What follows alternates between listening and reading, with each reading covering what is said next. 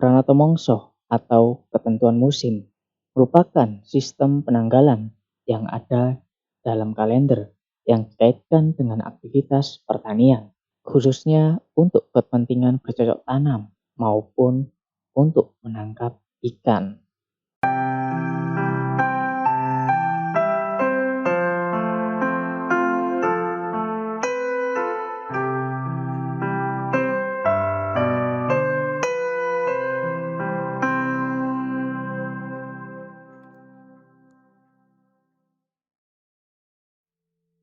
Kalender Pranata Mongso disusun berdasarkan pada peredaran matahari.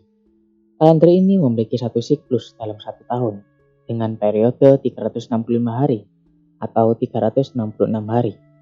Kalender ini memuat berbagai aspek fenologi dan gejala alam lainnya yang dimanfaatkan sebagai pedoman dalam kegiatan usaha tani maupun persiapan diri menghadapi bencana seperti kekeringan, wabah penyakit, serangan pengganggu tanaman maupun banjir yang mungkin timbul pada waktu-waktu tertentu. Dalam pembagian yang lebih rinci, setahun dibagi menjadi 12 musim atau mongso yang rentang waktunya lebih singkat namun dengan jangka waktu yang bervariasi.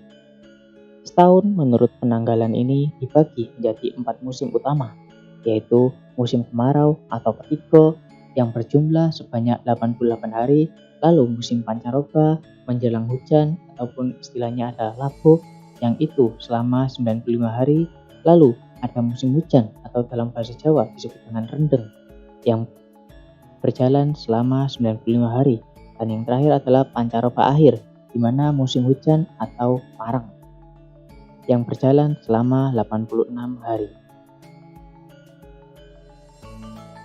Musim dapat dikaitkan pula dengan perilaku hewan, perkembangan tumbuhan, situasi alam sekitar, dan dalam praktik amat berkaitan dengan kultur agraris.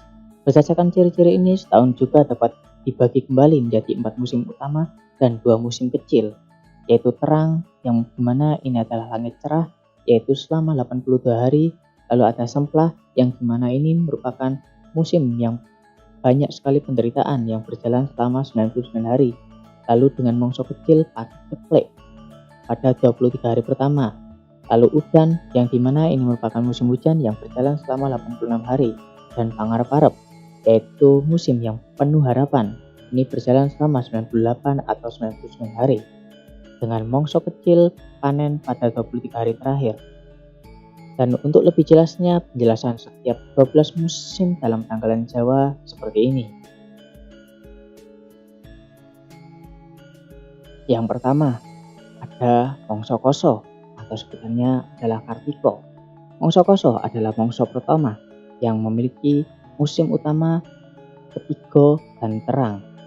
Untuk perkiraan waktunya adalah mulai dari 22 Juni sampai dengan 1 Agustus dan berjalan kira-kira selama 41 hari. Memiliki condro Setya Murco ing embanan, yaitu intan yang jatuh dari wadahnya dan daun-daun berjatuhan. Setya Sinarwedi dan intan yang menghiasi, dengan ciri-ciri daun yang berguguran, kayu mulai mengering, dan belalang mulai masuk ke dalam tanah. Biasanya untuk para petani mulai membakar jerami dan mulai menanam palawija atau tanaman yang sejenis dengan umbi-umbian. Selanjutnya ada mongso kedua atau musim kedua, yaitu musim karo atau puso. Mongso karo atau puso adalah mongso kedua yang memiliki mongso utama ketiga dan paceklek. Perkiraan waktunya adalah 2 Agustus sampai dengan 24 Agustus, berjalan kira-kira selama 23 hari, dan memiliki condro bentolo rengko yaitu bumi merekah. Lalu ada rontoking taratulo yaitu jatuhnya dedaunan, dengan ciri-ciri tanah mengering dan mulai retak-retak. Lalu pohon randu dan mangga mulai berbunga. Selanjutnya ada mongso ketelu atau menggoseri, di mana mongso ketelu adalah mongso ketiga yang memiliki mongso utama ketiga dan semplah, dan perkiraan waktunya adalah 25 Agustus sampai dengan 17 September, berjalan kira-kira 24 hari dan memiliki condro Suto Manut Ing Popo, yang dimana artinya adalah anak menurut pada bapaknya. Lalu ada Wiji Tuwuh Sinimpen, yang berarti biji mulai tumbuh lalu disimpan, dengan ciri-ciri tanaman merambat menaiki lanjaran, lalu rebung bambu mulai bermunculan. Dan biasanya untuk para petani adalah mulai memanen palawija atau umbi-umbian tadi yang sudah ditanam pada musim pertama atau musim poso. Lalu ada musim kapat atau sitro, yang dimana musim kapat ini adalah musim keempat yang memiliki mangsa utama labuh dan semplah. Perkiraan waktunya adalah 18 September sampai dengan 12 Oktober.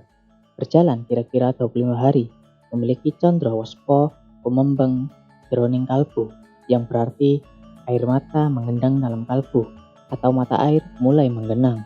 Lunglungan tumelung, yaitu berarti uluran yang bengkok, dengan ciri-ciri mata air mulai terisi, kapuk randu mulai berbuah, burung-burung kecil mulai bersarang dan bertelur.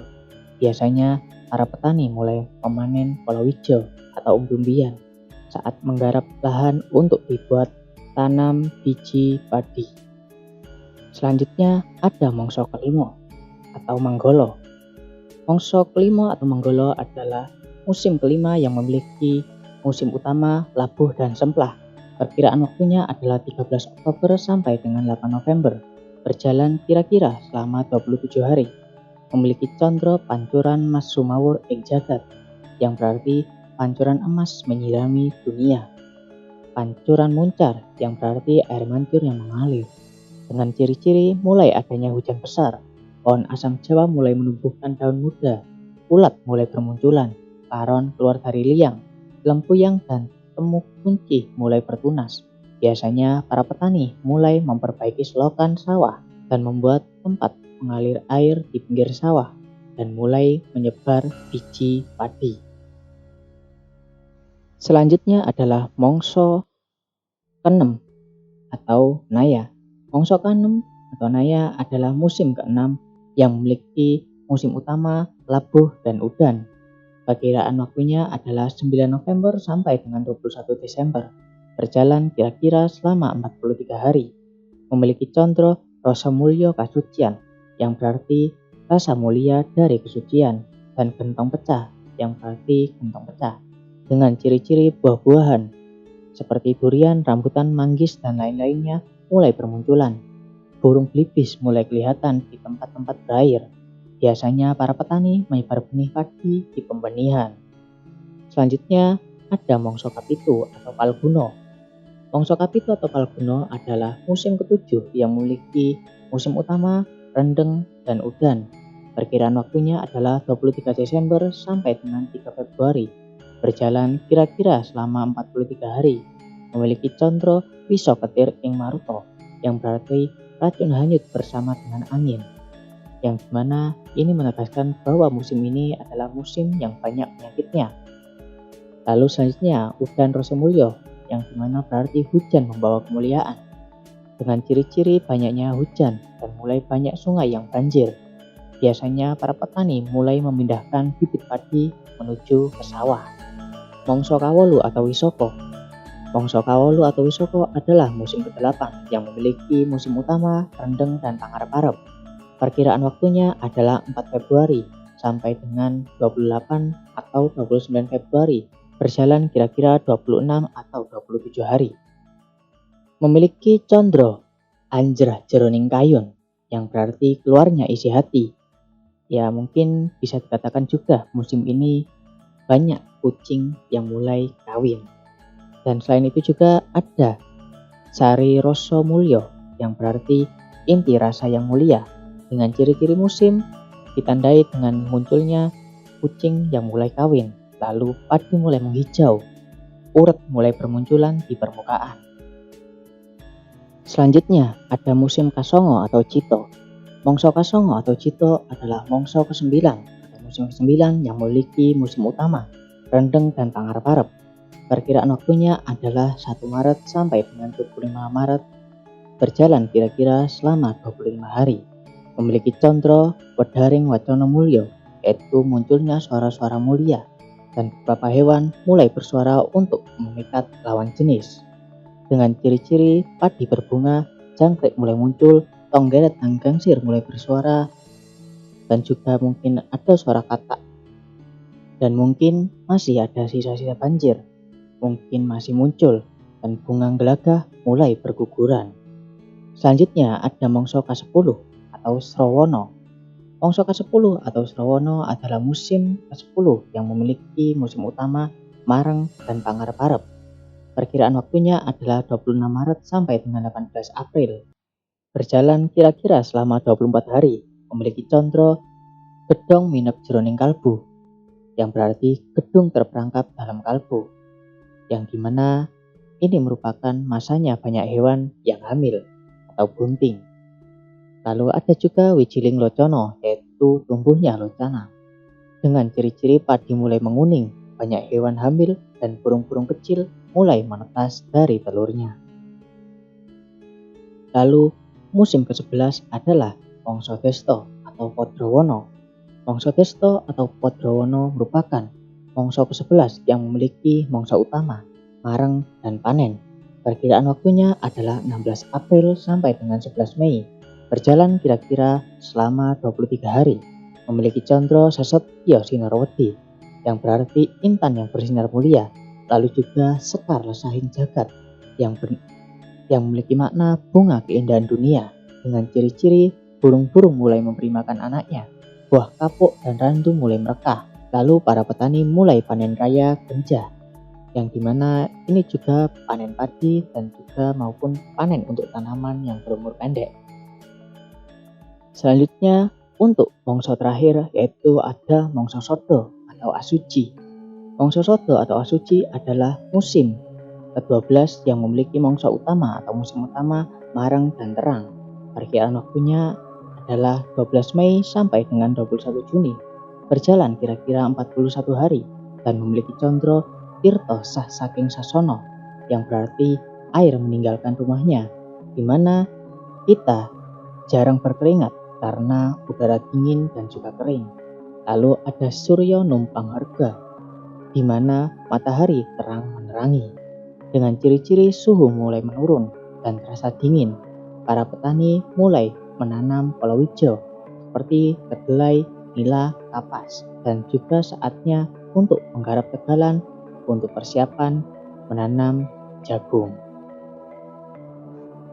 Mungkin itu saja yang bisa saya sampaikan. Biasanya untuk Parangtotocoro, kadang setiap desa memiliki ciri khas masing-masing. Dan yang saya jelaskan ini adalah patokan utama yang berasal dari naskah-naskah atau serat-serat yang sudah ada. Kedepannya kita masih ada banyak bahasan yang perlu dibahas. Untuk itu, saya Saifud dan kita akan tetap belajar di Sinau Sastra Jawa.